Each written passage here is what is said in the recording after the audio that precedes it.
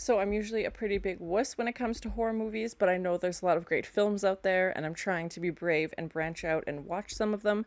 So today I'm watching the 1958 film Dracula. I have seen the 1931 version. You can check out their reaction as well. I'm very curious to see where this one's going to be. Dracula was killed in the last version. They staked him while he was in his coffin. So yeah, I know there are other versions of Dracula and obviously tons of vampire lore throughout horror films. So I'm very curious to see what this will be. I've definitely noticed everybody has a different version and will sometimes, pick this type of lore to follow. The Dracula film from the 30s had a great performance by Bela Lugosi and was based on the novel about Dracula, which I haven't read, so I definitely need to check that out. So I'm curious to see if this will be based on the novel, if it'll be a completely different rendition. I'm very curious to check it out. I know Dracula is obviously a huge character in the horror film world.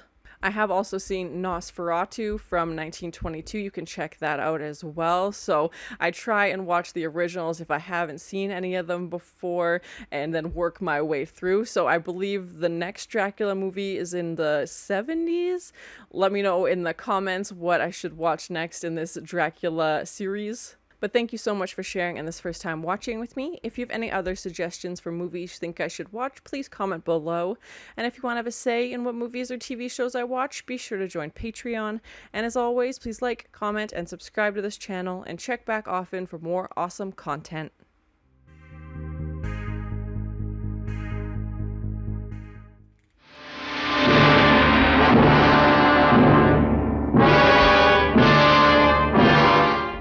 Oh, okay, I definitely recognize him. I've seen a horror movie with him. I'm blanking. It's like Terror of Horror, Horror Train or something like that. But I have seen him in a... and Christopher Lee is Dracula? Okay. He's in the same movie with Peter Cushing as well. And I've seen the Wicker Man film from the 70s with him. So I'm very excited.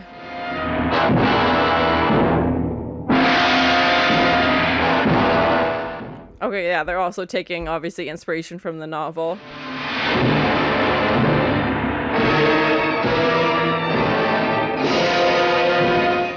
I like that they have his name on his coffin, like, this is my house, this is where I live.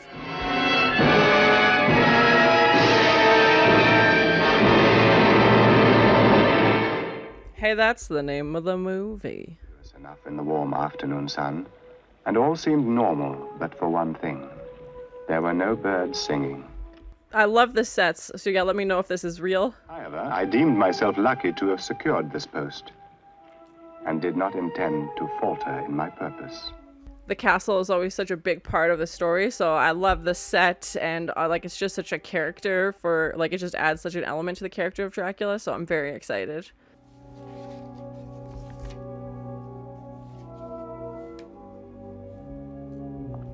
I did like the interior of the 30s castle better. Maybe it was just because it was in black and white and your imagination could play a little bit, but it was just so much more decrepit and just added this creepy feeling to it and had this, grand staircase. And I definitely feel like they're trying to emulate some of that here with the arches and obviously the staircase, but if between the two, I would pick the creepy old 30s castle.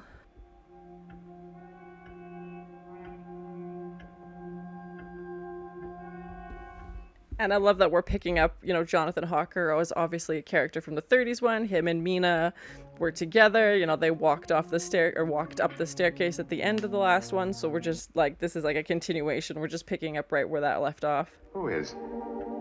Count Dracula? I'm afraid I don't understand. It's always how it starts off, thinking everything's fine.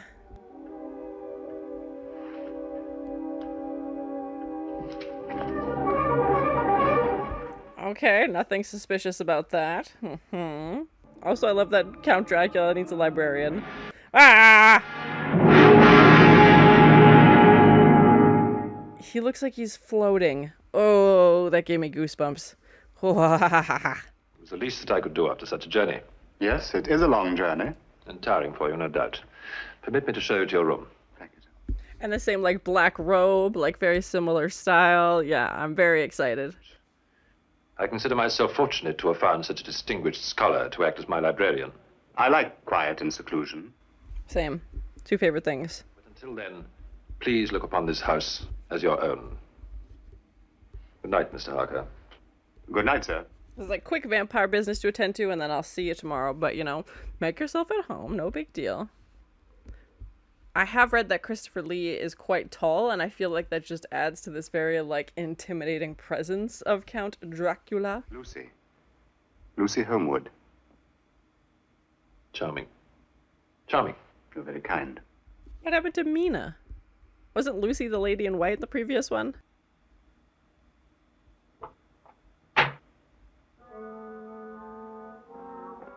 Did he lock him in?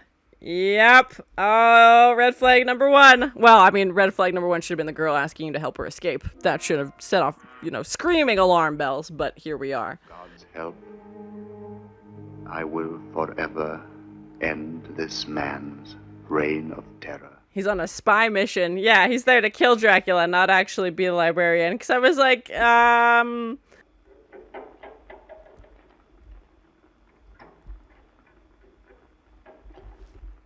It is interesting to have him, instead of being like the unsuspecting victim like we see, you know, every rendition of a horror movie, he's well aware what this character is up to and is the mission to now take out Dracula, basically.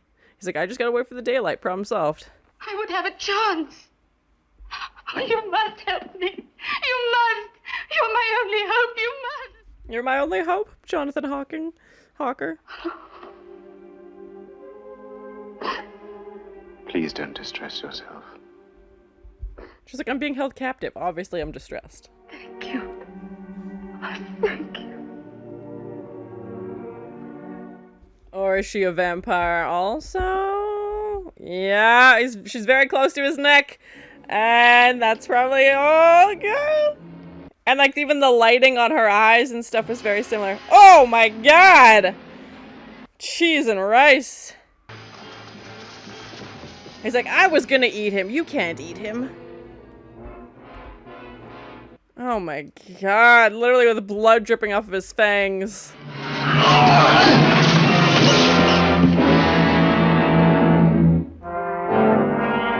Much more violent rendition, that's for sure. Oh my goodness.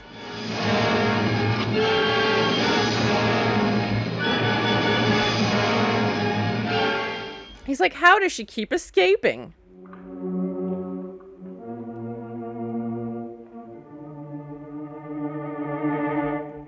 He did get bit? Oh my god, it happened so fast. I thought he just had, like, got blood on him when Dracula attacked him, but no, he's been bitten.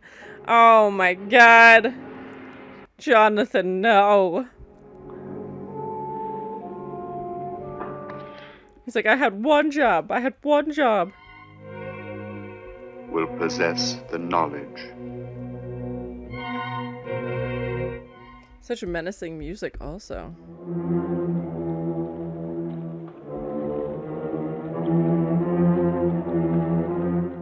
It looks like that first little hut is real and maybe the rest is a matte painting. Yeah, let me know below.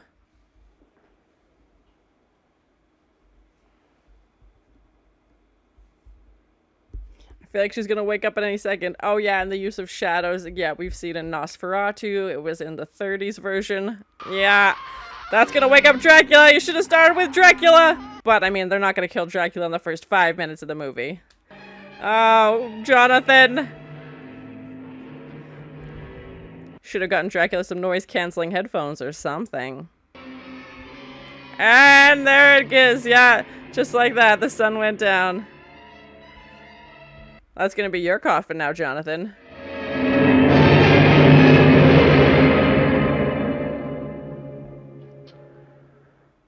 And again, you think Dracula, being Dracula, would have some kind of, like, security around his tomb or his coffin or something. But no, not even, like, a lid on it. Oh, he's gone! And using the same, like, soil, which we've seen previously as well.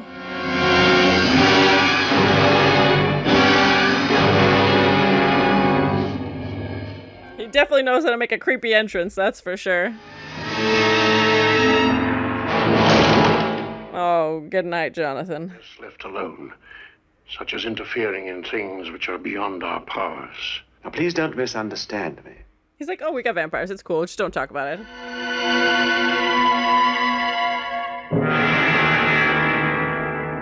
Poor Jonathan. Yeah, his worst fear came true. He became a vampire. And now his friend's gonna have to kill him. Oh, but where's Dracula? I'm sorry, Mr. Homewood, but I really cannot tell you anything more about how he died. Cannot or will not? Both. You don't want to know he was a vampire. Yeah, exactly. Will you please express my sympathy to Miss Lucy? If she wishes to get in touch with me, I'm at her service. Yeah, he can't explain he was a vampire, so it's just...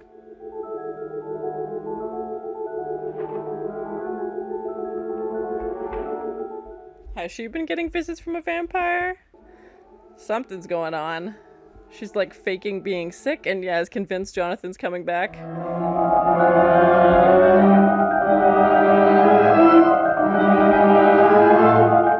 Oh, she's already got bite marks on her neck. Yeah, exactly. Did Jonathan visit her? Is that where she's hoping he'll come back? Or victim of this vile contagion when in advanced stages. He's like made recordings about his vampire findings. Okay, interesting. Has disappeared. He must be found and destroyed.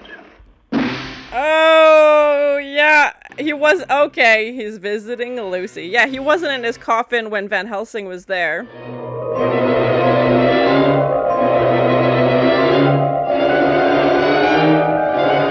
And it seems like just being bitten by a vampire turns you into a vampire. You don't have to drink their blood or anything like that. Ah, with the cape, so dramatic. Da da da da. I'm afraid so. Do you know what's wrong with her? Of course I do. Then why don't you make her better? Sassy little kid. Lucy? What lovely flowers. And they still haven't told her that Jonathan died. Yep, there we go. I'm sorry. Did Arthur tell you? Nobody told me. I just knew. Yeah, I'm assuming he had been the one who showed up. You had a wasted journey. About Jonathan, I mean. It wasn't wasted, I promise you. Good day, Miss Lucy. He saw the vampire bites and knows exactly what they are, but isn't gonna say anything, obviously. He's always like, his character is always fully believed in this. Premonition, it's not uncommon. Yeah, because he was the one who was showing up until Dracula showed up. They may be taken out during the day, but under no circumstances, even if the patient implores you, must they be removed at night. He's like, no need to explain, just get some garlic.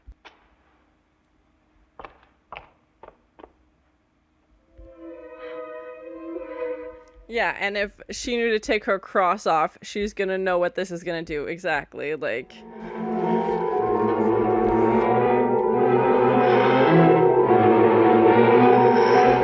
We know Lucy fell victim to Dracula in the 1931 version, so it looks like this is gonna be her same fate. And now, Lucy, whoever you are and whatever your motives, please go and leave us in peace. Like, you didn't follow his instructions. Like, he's like, if you would have done what I asked, everything would be fine. Here are his last words, his diary. When you have read it, you will understand. Yeah, I was like, how are you gonna convince him that it was vampires? But the journal's probably a good approach. Come on, tell me. Who was she? Aunt Lucy. Dun dun dun dun. Yeah, exactly. She's one of the undead.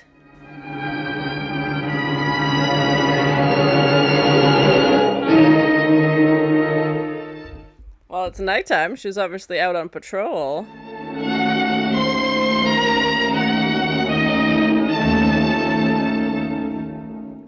I like the way they've incorporated some of the characters from the first one, from the 1931 as well, but... Oh no, this little girl. You're cold. Where are we going? For a little walk. I know somewhere nice and quiet. I bet you do. This is gonna end badly. Oh no, Tanya's gonna become a vampire. So tired. Nearly there, my darling. Lucy! Oh, she's saved. Arthur, dear brother. She's like, well, while I'm at it, I'll just go for my brother. Why didn't you come sooner? He doesn't notice her giant fangs. Come on. Oh!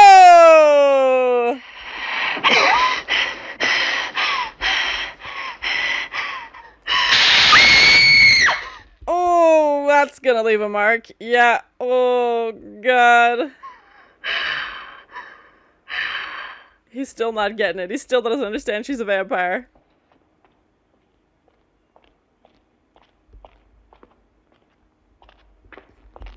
Is he gonna kill Lucy right in front of her brother? Is there no other way? But it's horrible.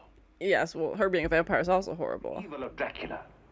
To liberate her soul and give it eternal peace, we must destroy that shell for all time. And it's interesting they wanted to use her as bait for Dracula as well.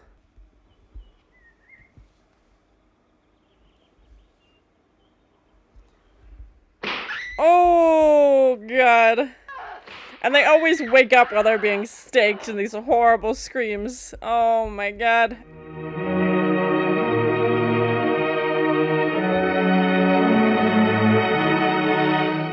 Why would you want to look at that? Oh, that's gonna be horrible. Ugh. Except now she looks normal. She doesn't have her fangs anymore, but still. Ugh. That's a common fallacy. Homer, the study of these creatures has been my life's work. Yeah, I love how he's a vampire expert. Unholy cult must be wiped out. I hope perhaps that you'll help me. I'll do anything you say. They're gonna team up to kill some vampires? Okay. Yeah, we haven't seen Dracula in a while. Under no circumstances may an unauthorized person be permitted to examine.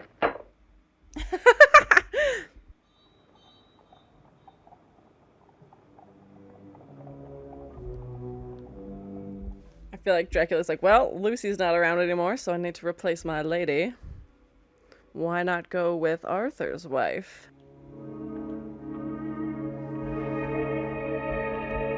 Arthur?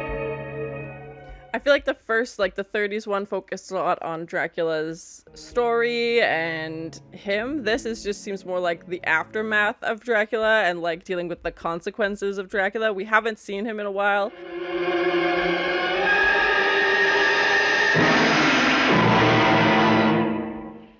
As he slowly moves the lid. Da da da da. At this hour of the morning. It was such a lovely day, I got up early and went for a walk in the garden. I didn't expect you back so soon. And how she's holding her like thing so close to her neck. He came to pay his last respects and he remained to share them. Oh, quite amusing. Oh my God, this guy. Where are we? Where are we? Where are we? Where are we? Please don't play the drums on the coffin. Please, Mina.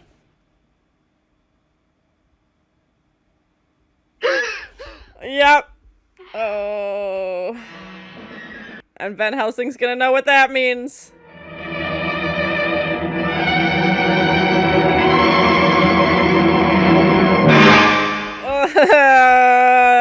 Yeah. I know I ask a great deal of you, but you mustn't weaken now. We have it within our power to rid the world of this evil. It's like we just have to use your wife as bait and, you know, then probably kill her at the end.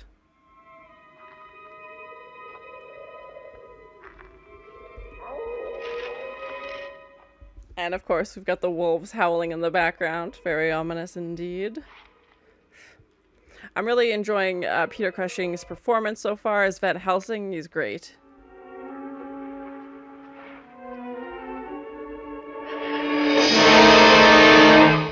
Oh, and they're hoping that she'd go to Dracula, but Dracula came to her. Dun ta ta ta.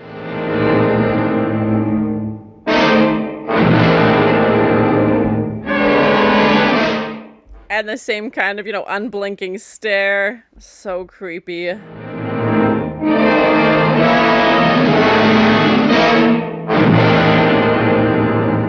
He's like, I don't need to talk. Just my presence is enough to be terrifying.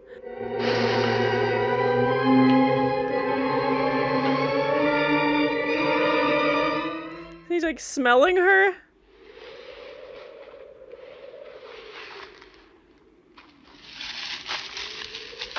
He's like looking at the window like, I'm doing a good job. I'm gonna protect her. And little do they know, Dracula's already made his house call.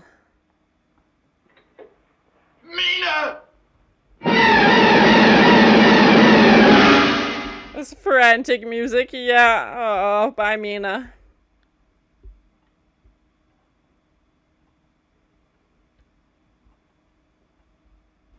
We've come so far with modern medicine.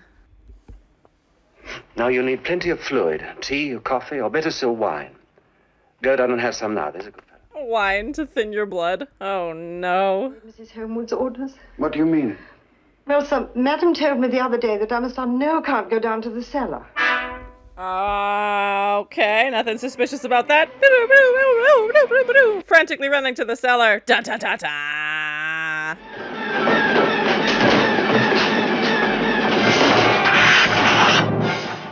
Oh, there he is. He's like, you know, just in case. I don't want to keep chasing this guy around. Oh, no. You said I must come back to Madam's. I came up here, and he looked like the devil. Oh, my God.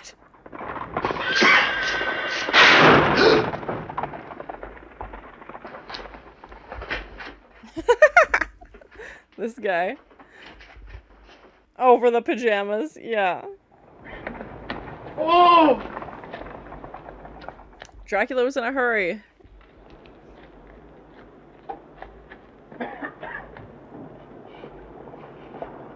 Oh, these guys are gonna come through right now and break it again. Oh, yeah, good luck. Nope. Nope.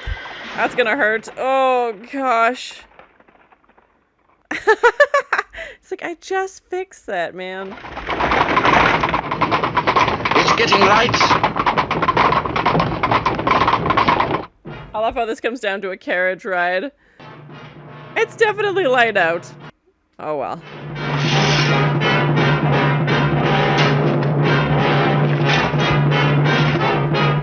What a terrible time to wake up. Oh my God, being buried alive. Yep, he's just flinging dirt on her.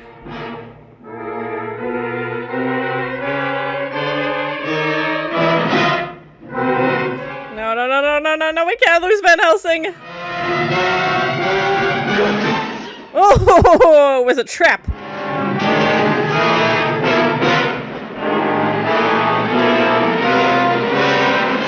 The sun. Oh, yes.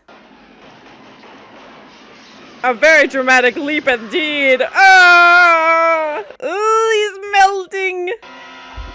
Oh, 1 foot at a time.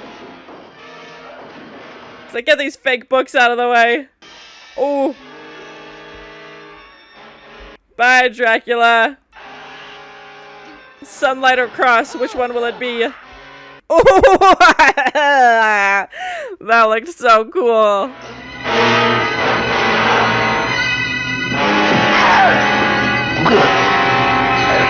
Oh, he like turns to ash, but still has his hair. Oh my God, these two little eyes.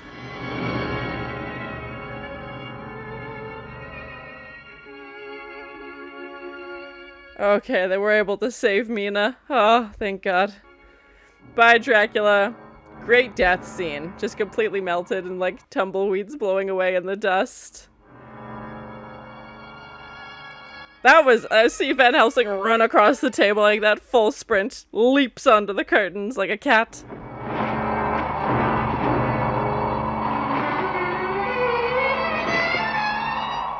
And we don't get to see him like any other time that a vampire's been killed. It's been staked, so we see them get, you know, turned back to the person they were or what they would be, and this is just the stake through the heart, or this is the sun. So that was my first time watching the 1958 film Dracula, starring Christopher Lee as Dracula and Peter Cushing as, you know, Van Helsing, who we had seen both characters obviously in the 1931 version. I did like the 1931 version better. I know I shouldn't compare, but personally I would rewatch that one again. I don't know that I would rewatch this one right away. I thought both of them were incredible. I have seen them before together in Horror Express, this movie about a train, and obviously things aren't what they seem. You can check out that reaction video as well.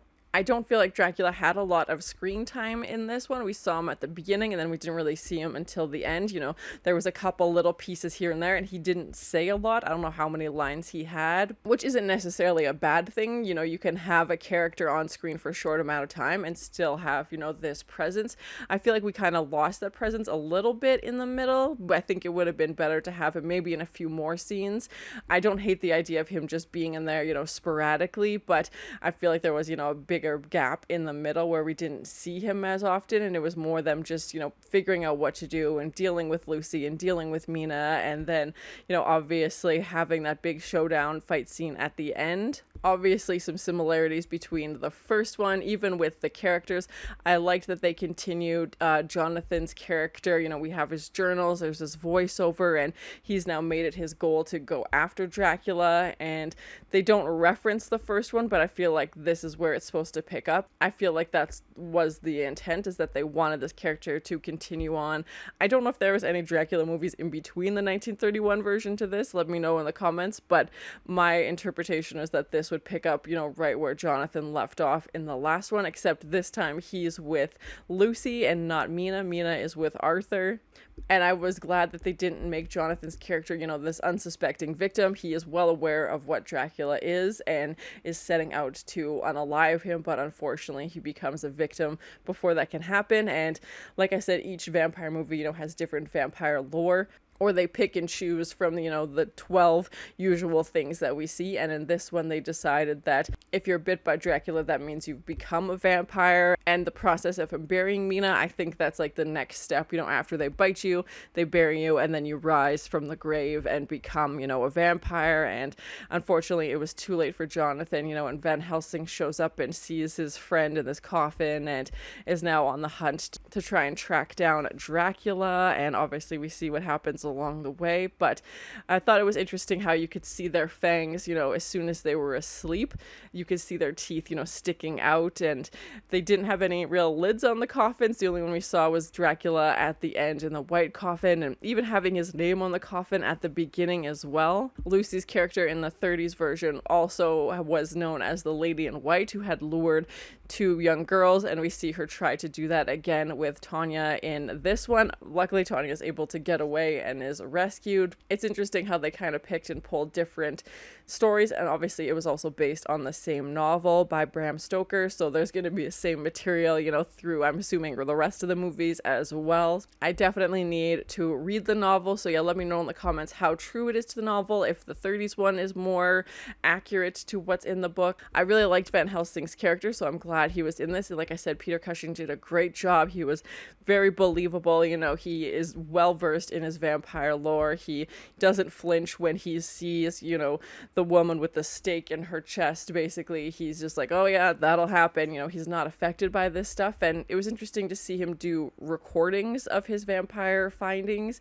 because he seems to be the only one, I don't know in the world, but at least, you know, in this part of the country, who's so dedicated to Dracula and vampires and understanding them. And, you know, he doesn't need to be convinced. He's very aware that they're real. And even Arthur, when he sees Lucy that way, and, you know, is all of these things that Van Helsing has been telling him about, and obviously the shock, you know, is still setting in and he's not really processing it, but luckily they had Jonathan's journal, and I think that was big for convincing him that yes, this is real. And then he switches into, okay, you know, him and Van Helsing gear up to go hunt vampires and, you know, try and take out Dracula. The music in this was very intense, and it is like Flight of the Butterflies or Flight of the Bumblebees or whatever that song is, just very, very frantic, you know, same notes over and over. And I feel like they saved that for when Dracula entered. You know, he's great for his entrances. Christopher Lee did an amazing job, you know, just this very domineering presence in his, you know, typical black cape and robe. And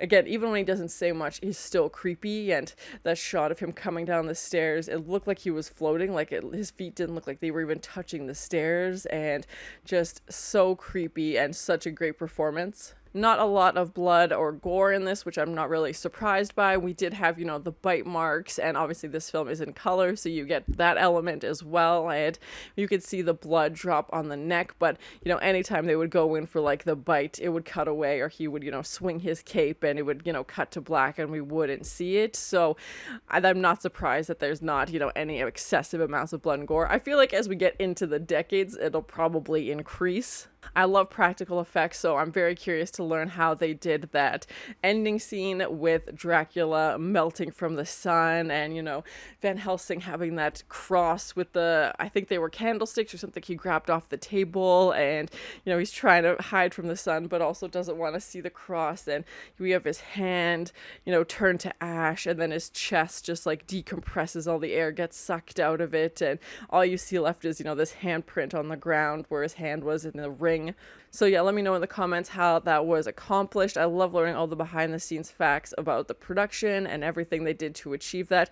I love practical effects and the creativity that has to go into it, and obviously they didn't have CGI at the time, so yeah, I'm very curious to learn more. And just that shot of Van Helsing leaping onto the table like a cat. I know I referenced a cat when he jumped on the curtains, but that's what came to mind, and Dracula's just kind of standing there like dumbfounded, doesn't know what to do, and sprints across this long table and, you know, instantly pulls the curtains to the ground because he knows that sunlight will be fatal, as he said in his recordings earlier, and Dracula has nowhere to hide. The whole room is flooded with light and he's just, you know, slowly melting, and I just thought that was such a great death scene and a great way to end it. And as opposed to him just, you know, lying in his coffin and being staked, is what Jonathan, you know, tried to do at the start of the film. That death scene, I think, was like the most graphic, which, I mean, it wasn't, but that was the most like intense, you know, scene we had seen in the whole movie, and they definitely, you know, saved it for the end. I feel like this story focused a lot more on Van Helsing, obviously. I feel like Van Helsing was our main character as opposed to Dracula,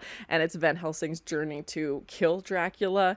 And he's such a great character because, like I said, he doesn't need to be convinced. The audience isn't waiting 30 minutes for him to believe in vampires. He's already there. He's obviously, you know, studied this. He's well versed in these characteristics and knows exactly what to do to take them out. And even when he gives, you know, Lucy the directions to say, like, put garlic in a room, don't open the windows, he is an expert in this. And to see him, you know, take down Dracula with such, you know, force, and he's just so determined to get rid of him. And unfortunately, Lucy doesn't make it, but they are able to save Mina, and she had a cross, you know, that burned into her hand, and it faded away at the end. So I'm glad she was able to make it. And instead of, you know, Jonathan and Mina making it at the end of the last one, we have Arthur and Mina survive this. So I'm curious to see in the next version which characters will be in that. I know there is a movie called Van Helsing that I think came out in the early 2000s, and I haven't seen it. So let me know in the comments if you think I should watch that, or if there's more Dracula movies that include, you know, older renditions of Van Helsing before that one. I always try and watch the originals or the older versions before the new one. So yeah, let me know in the comments and which Dracula movie I should watch next as well. I don't know how this was received when it came out. I don't even know what it would have been rated. Maybe PG. I don't know. There wasn't anything crazy in it. Horror movies would have been around for a little while now, so I'm curious how this would have been perceived by audiences, what the feedback was, what the response was, if people wanted to see more horror movies. We had obviously Count Dracula living in a castle. That's, you know, synonymous with his story. And let me know in the comments if that set was real. It looked like the hut, like the first part of it was real, and then the background looked like matte paintings or something. I think matte paintings are so cool and something we don't use very often anymore, but I think it was just a creative way to show, you know, the setting and the scenery, or maybe that castle actually exists in real life. So yeah, let me know. The interior was very different, obviously, from what we saw in the 30s version.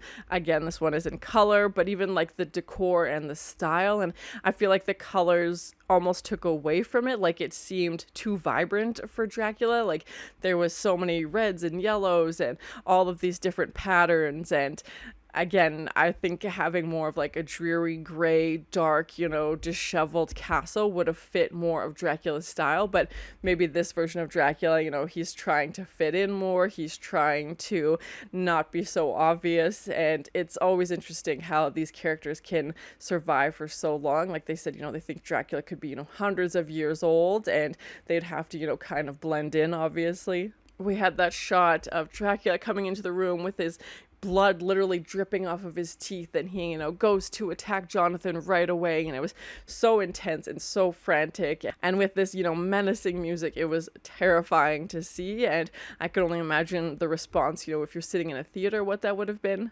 Dracula is obviously good at hiding in plain sight, and he was in the basement and they had no idea he was in the cellar, and it's not until they ask, go get some more wine, which I would not recommend doing after you've just donated blood or had a blood transfusion, but anyway, and that's when they see, his coffin, and he's already at the door. He was already 2 steps ahead of them the majority of the movie. Anytime they thought they'd found him, he had left, and obviously sent Mina into that trap and said, the message for her, but I wasn't surprised that he was dead by the end. I didn't think he would get away. This definitely felt like the type of movie where the bad guy, is unalived at the end, and they had put so much effort into chasing him and hunting him down, and it felt more like this cat and mouse game between Van Helsing and Dracula. And the way Dracula was picking his victims as well, like he was upset that Jonathan, had killed this woman that he was living with, and then decides to go after Lucy because he knows that was Jonathan's fiance. He sees a picture of her when Jonathan arrives, and then to go after Mina. Poor Arthur's, standing in the room listening to his sister be staked to death and being killed, and has to see her in vampire form with her teeth and trying to prey on Tanya, and even she's like, oh, hey, brother, like, let me just take a bite out of you now. You're here, so, this wasn't planned, but I'll go for it because I'm a vampire. Dracula wasn't just picking random victims. He, had intention and was purposely doing it to get back at Jonathan and, playing this cat and mouse game. Overall, I enjoyed it. I liked that Jonathan had, continued this story, and he was set out to kill Dracula right away. And then we pick up with Van Helsing's story, and he's trying to find out what happened to Jonathan, and then turns into hunting down Dracula. I do wish Dracula would have had a little bit more screen time, but I think it was still effective the way that he was able to, show up at the beginning, basically, show up at the end, and a few pieces in the middle. But yeah, selfishly, I wish he had been there a little bit more in the middle just to kind of have that suspense. And Van Helsing is such a great character. I love that we got to focus more on his story for this movie. But thank you so much for sharing in this first time watching with me. If you have any other suggestions for movies you think I should watch, please comment below. And as always, please like, comment, and subscribe to this channel. And check back often for more awesome content. I like that they have his name on his coffin. Like, this is my house. This is where I live. He looks like he's floating. Oh, that gave me goosebumps. Literally with blood dripping off of his fangs. He definitely knows how to make a creepy entrance, that's for sure. Ah, with the cape, so dramatic. Da da da da. Full sprint, leaps onto the curtains like a cat.